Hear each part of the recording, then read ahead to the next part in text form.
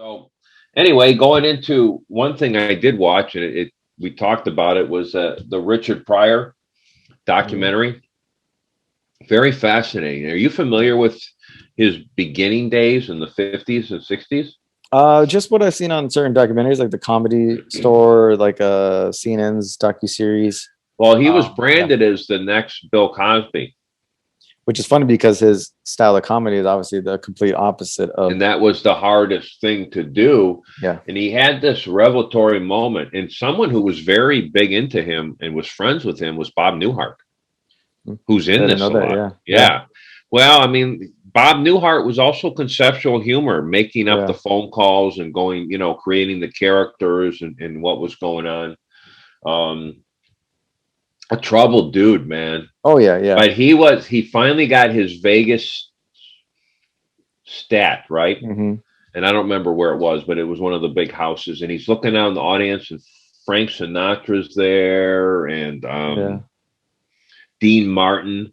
And he said he looked at Dean Martin and he thought, man, I'm just up here being a fool like you are.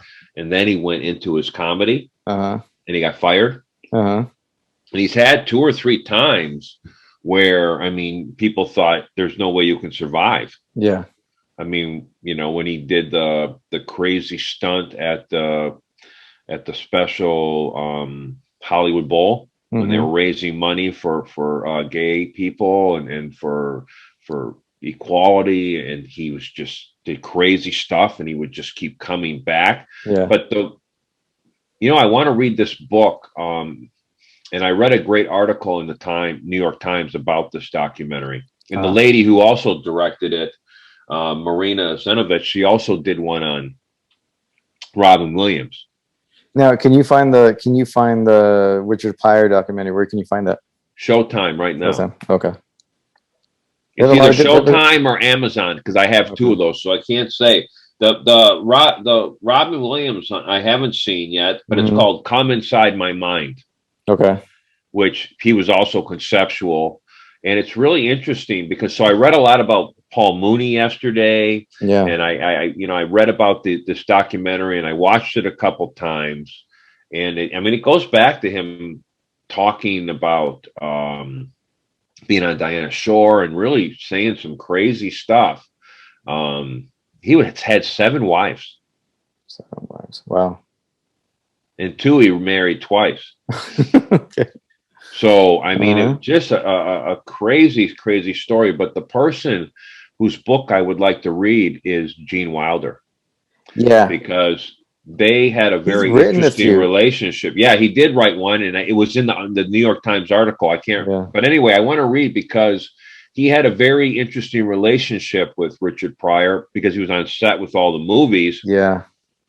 and as soon as they said cut, Gene Wilder went home, and then Richard would be partying all Free night parting. Yeah. because he Yeah. had his entourage and and anyway, very interesting documentary. Probably the best thing, but the best thing that I've been watching is this Rowan and Martin Laughing. Okay. Where's that on? It's on Amazon, Okay.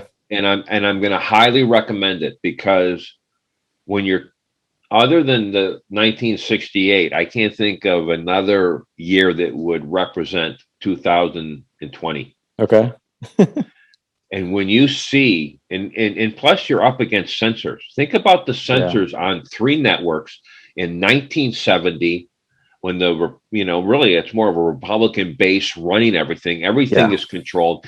And when you see the writing and what they say and what they do is so brilliant, Yeah. you can't believe because remember we talked about last week about the cancel Yeah, because culture. we're living in this kind of like a second wave of this censorship, but it's a different form of it. It's obviously it's a self-censorship kind of a culture. Yeah.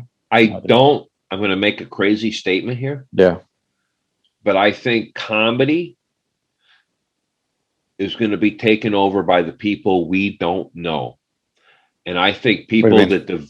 I think that the big stars of pre-pandemic Yeah. are not going to be the leaders because they are straddling a fence. So in other words, they have a persona before the pre-pandemic, Yeah. which made them famous and who they were and whatever. But if they are unable to translate it to the social correct culture, we don't say politically correct anymore because that's evil. So I think we're going to see this group of people come out of the woodwork that we don't know, that are going to have different routines, that are going to be like this Rowan and Martin. That these guys were on the road for 10 years before the show. They traveled for 10 years doing this shtick. Yeah. Going back to what makes things great, obviously. But I'm going to tell you that you're a smart guy. You're historically, you know some things. When you watch this stuff, and the people, you got you got Johnny Carson, who's got the top show sneaking in to be on the show. You got John Wayne sneaking in to be on the show. You got the president of the United States, who the whole show's making fun of, on the show. There's something very powerful. There. So that's a recommendation for the week, right there. That is my recommendation of the week. Okay. You will laugh. I laugh out loud. Yeah. And they just barbecue every single. They do a scene where they're calling a protest, like a sporting event, and they're there, and they're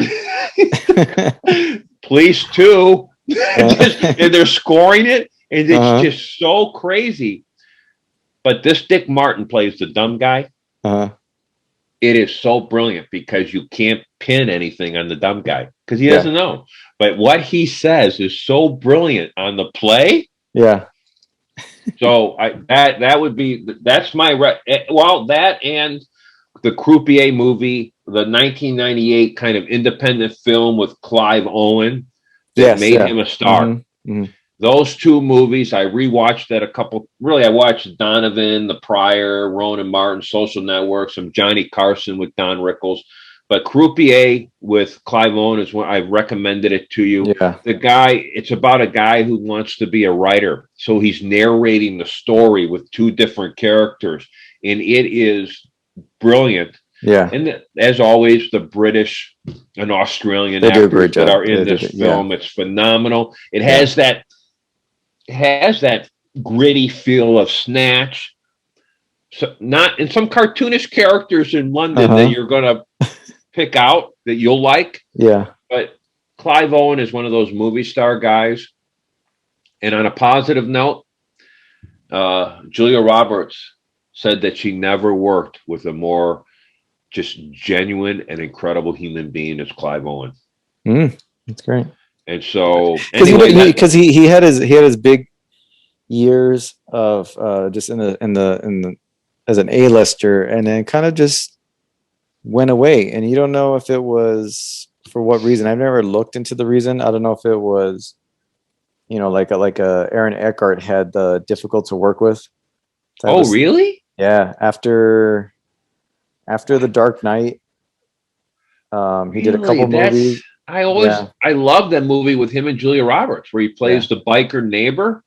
And he talks about it. If you look at articles, he talks about getting that label stick on, and he's more of, I think, a method actor, or likes to. Okay. Super serious. He doesn't leave the character then. Yeah, or he's super serious when he gets on set, so he thinks that probably rubbed people, the wrong way. But he knows it took him out of the business a little bit. Really, so he's kind of making his way back now. But yeah. So I'm not sure what happened to Clive Owen. I've never heard anything but wonderful things, and I find him to be his voice. I love his voice, and especially Children of Men. One of my favorite movies of his is Children of Men. I think his role of that. Recommendation. Well, one last thing I think for the Golden Globes. I watched the show. I would say I was in and out of it. Watching it here and there. I thought the show overall went okay. The way they did it was everybody was on Zoom. You had first responders in the audience. Everybody's all masked. In case the actors died of cocaine. Yeah. They wanted to make sure they're there. Well, you had Joaquin Phoenix make an appearance, which I thought that was pretty interesting. I didn't think he was going to leave the house. And then all the presenters came out. They looked good. Everybody's all dressed up. On the Zoom calls, you had most of the people were dressed up. Some of the people were not. Everybody's at home. Some people just chose not to dress up. People were pointing out Jason Sudeikis for wearing a hoodie, and he was looking like he just woke up. Or he just smoked a joint. Yeah. That's what I read. Won. No, I listen at 4 a.m. while you were sleeping. Yeah, I was reading the Washington Post every morning. I read the Washington Post and New York Times because they're up and running. Yeah. When I go to bed at 4:30, they've already put their print out. So what did you see? That's what they said. There was a bunch of Twitter wondering if he was stoned. Oh, okay. I saw some people were like, people like to complain. How come he got to dress in whatever he wanted, and women had to feel the pressure of dressing up? I mean, like, well, because I don't want to see him in a dress. Okay, yeah. I honestly don't. Now, if he shaves his chest, that's okay, but otherwise, no. I think most people. He's a pretty talented dude, man. He's a funny guy. Yeah. Well, no, he created this character. Have you seen the show? This Ted Lasso? No, I haven't seen it. Well, I mean, is it the soccer one? Is it the soccer one or no? I don't know what it is. I just know the name, and there was some buzz about his appearance on the show. A lot of TV and Golden Globes, I don't see a lot of the limited. I saw obviously the Queen's Gambit, different things, but I don't see. I lean toward the Oscars because, like, you are more serialized and encapsulated stories. Like, you could just watch them. It's easier to keep track of too. I like too much movies. TV. Yeah. So the show. I think the Oscar nominations will be coming out. I think on the 7th of March is when we'll have our list. Of the Golden Globes, as you watch, is there anything that you want to watch? Anything that's standing out for you? My two were those. Probably the one that piqued my interest, maybe the one with Anthony Hopkins, the father. Yeah, I don't know anything about. I don't know anything about it either. That's all, and it looked good from what I saw. So that that piqued my interest, but other than that, not really. I felt like the ones we saw already, like Queen's Gambit, The Crown, Nomadland, I thought it was going to do really well, and it ended up doing well. But I think The Father I'm interested in. But the show overall, I thought they did a pretty good job. Because it was the first pandemic Golden Globes. We didn't have to do that last time. The way they did it, I thought it flowed really well. I thought it was, but like I told you, I texted you. I thought it was safe. Nothing, not one bit of it was controversial. I mean, it was no Ricky Gervais. Oh, not even. He's not. No, not even close. It was even Amy Poehler and Tina Fey, who can get a little edgy at times. I think they kind of dialed it back. Well, I mean, not only there's a low representation of Polish people in the Hollywood foreign press, which they can't write, so I understand. But I'm offended because of that. Yeah, I was just watching a show. I was like, the comedy wasn't necessarily that funny. It wasn't at all edgy. I think even the presenters I thought were safe. They got the most friendly Hollywood people they could get. Where did they shoot it? I think the Beverly Hotel. The Beverly Hills Hotel. Yeah. No, the Beverly Hills Hotel, and like the old, the red one, the pink one. No, okay. I don't know what the color it is. Maybe the Beverly Hilton Hotel. I don't know. The ballroom was nice. It was smaller, but it was nice. And but I thought the show was safe. I thought they didn't push the envelope not once. Even the pre-show presenters, I thought were just, as non-controversial as you could get. I thought the commercials were as safe, inclusive is a word, and non-controversial as you can get. I thought that just the whole overall show was very PG. When it's fun when it goes a little PG-13, you know what I mean? Like, it's just like you get a little, I don't know. I wanted a little bit of even like a presenter that threw in a funny, edgy joke or whatever. It's just, I was like, this isn't funny. It's not entertaining. Let me just get to the category already. You know what I mean? That was that type of thing. That was my take on the show itself. But overall, I could not tell you. Production wise, I thought they did a good job. Well, I guess there was a question about some technical problems where people were having their speeches were messed up. Yeah, they didn't have their, their microphone connected or whatever. But I think I didn't see too much of that. Like it's like you got to plug it in, man. Yeah. Like and I think you would learn that in Grip 101. The first presenter of the day, I think, the night. I think it was the actor from Black Messiah. Yeah, Daniel Coletta. Yeah, I said his name wrong. His microphone didn't work for. I like that guy, man. To be honest with you, I like the guy too, and he's got a very. I like him, and you know what? He's got a very thick accent. He's got a very thick accent. Really? Oh, it's a very British, very. He's British, though. That's why he's good. British. See, but when he goes the American accent, I mean, you couldn't even tell. No, clear. You hear every word. That okay. Now we know why. Okay. Yeah. That says it all. Yeah, that says it all. Yeah. Okay. He's a great actor because he's not from America. Exactly. Now, as far as my recommendations for the week before we end the show, Patrice O'Neill's documentary, a comedian who I think people have, at least in the mainstream audience, if you weren't into comedy at all, weren't necessarily aware of, a big 6'7", I think it was 6'7", big dude out of Boston, came up to the Boston comedy scene. The documentary, he's associated with guys like, he came up with Bill Burr and all these other comedians, and that came up through that time. And one of my favorite comedians, his last and only big production special, which came out in 2010, end of 2010. He died in 2011. It's probably still one of my favorite specials to this day. I mean, it makes me laugh from start to finish. Send me the link. I'll send you the link. I'll watch it. I'll watch it tonight. I found them both on YouTube. The documentary is great. Goes through his career, his dealings with Hollywood, his fame, and his death. It's so well done. Send me the stand-up. I'll send you both. I'll check. Yeah, I'll send you both. But when you put the subject header, put which one is the stand-up. Yeah. If anybody doesn't know who Patrice O'Neill is, go on YouTube. All his specials on there. His special Elephant in the Room is still one of the best. Has inspired a lot of comedians in the New York and Boston area. And it's just one of those guys that just told it like it is. A very Richard Pryor-esque, where he didn't, no filter, honest, just smart, just a really good comic.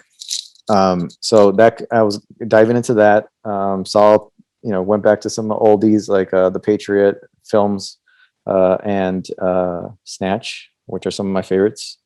And another recommendation for you're a sports fan, a football fan. I just watched it last night because I like watching all of ESPN's 30 for 30s. And me, I don't really keep up with a lot of sports, but I still like absorbing information. I like diving into worlds. I watch every single one. Baseball, track, football, you name it. I watch them all. So this one I'm recommending is Al Davis versus the NFL. Oh no, I heard about this. Yeah. It just came out. It's on ESPN right now. Came out last week, 2 weeks ago, something like that, right? Yeah. It deals with Al Davis, his rise, and then the commissioner, Pete Rozelle. Pete Rozelle. Their relationship, their back and forth, and that covered John Madden. Yeah, John Madden's featured in here. I thought it was a really cool documentary, and they did something interesting. They did like these breakaway pieces to where they would have. Are you aware of God? What's the technology called?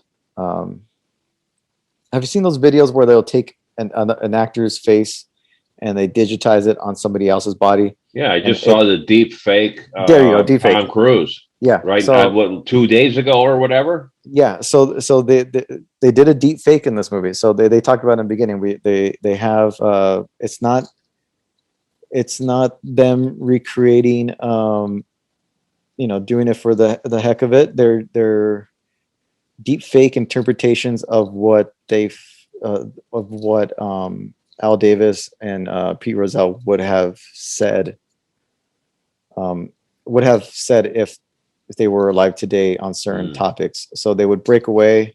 It would almost be like they were interviewed during. It was fun. It's funny. They'll do backstory videos, and they'll cut to the deep fake, and then they'll kind of like throw in these comments. And it's almost like they were being interviewed, and they'll comment on what's going on, and then they'll cut back. And it was very, very interesting how they did it. And it didn't take away from the documentary. I thought it was really well done. I enjoyed it. It was fun. I didn't know that much about the Raider history. And then dives into that kind of stuff. Had a guy, his name was Mike Garcia. I worked with him in Chicago. We call him Mike Garbage Cia. And he was a Raider fan. It kind of put a bad taste in my mouth back in working with him. But you'll see. I'm familiar with the iconic and obviously those two story guys, of this guy. Those two guys with the AFL and the NFL and the merger and the whole drama or whatever during that time. Is it a 1-part or 2-part series? Just a 1-part, probably hour 20, hour 15. So I highly recommend it. I have enjoyed many. The truth is, the one I was most excited about, the Bruce Lee one, to me seemed like to be almost. I think we talked about it. No, we did. Did you see a long time ago? Yeah, but it just wasn't. It should have been like 5-part series or something. It was weak. It was weak. I didn't enjoy it. Me being a Bruce Lee fan, I'm sure you are too. I've seen. I didn't learn nothing. I've seen exactly. I've seen all his movies. I learned more from watching the movie with Jim Carrey's wife. I thought exactly. Did you ever deep dive into that movie to see what was real and what was dramatized? No. He when he got injured in the fight scene, he got injured weightlifting, not in the fight. The way they portrayed it. I saw his the dude was a massive bodybuilder. Yeah. I mean, not for size, but I've seen his written diary or pictures of the written diary of his workouts. The guy worked out like bodybuilding workouts. Yeah, and honestly, he was. A lot of people like to say, "Oh, how would Bruce Lee do against Mike Tyson or something?" He wasn't really that type of person. I think you'd have to look at him more like a philosopher of like martial arts and fighting, because the guy. Yeah, well, look who he came from. Yeah, and man. Yeah, and he and his thoughts on fitness, on styles and diverging away from one type of form of fighting and taking from what works and what doesn't, and just it which we see kind of interpreted today in mixed martial arts is basically his philosophy of taking the best of each style and melding it into your own. Well, I mean, that only makes sense. Yeah. To be great at MMA or whatever. But anyway, that documentary, but like the Michael Jordan, which was not a 30 for 30, but was on ESPN. But I do love the stories behind it. I love the Bad Boys, the Bears. So there's and even going back to some tragic stories too, basketball players, different things. But I find it really interesting because they have a lot of big time people that are shooting them and producing them. It's not directing just them. Journals. It's also some big time Hollywood celebrities that are involved, and very interesting. So I would recommend as far as 30 for 30s, Al Davis versus the NFL and the Ric Flair, the Nature Boy. I'm sorry. And my shirt came from Tom Brady today. Oh, really? Okay. I got up at 4:30 in the morning and I couldn't log in. At 4:30 in the morning, the day after Super Bowl, I couldn't log into his website. And so I ordered a shirt on that day, and I'm getting it today. It's in the mailbox. I just saw it, but it's just 7 championships. So I'm very happy about that. Awesome. And other than that, no, man, everything is cool. And send me the link on the Ric Flair. And I will. In fact, I'm going to put a link up on our Instagram for the documentary, because I'm going to put his picture up. That's going to be our picture when we do the recap. And I like Sounds to good, laugh, man. I'm really looking forward. You know what? I never went to clubs. Yeah. But now, when it opens up, I want to go with you. I want to go to some of these We'll clubs. We'll go to comedy clubs. We'll go to. I'm really interested. We'll go to comedy clubs. We'll go to high school gymnasium pro wrestling. We'll do it. We'll when everything's open up. You'll. I'll be interested to see it. Anyway, listen, man. Thank you for listening, everybody. Have a great day. All right. Take care.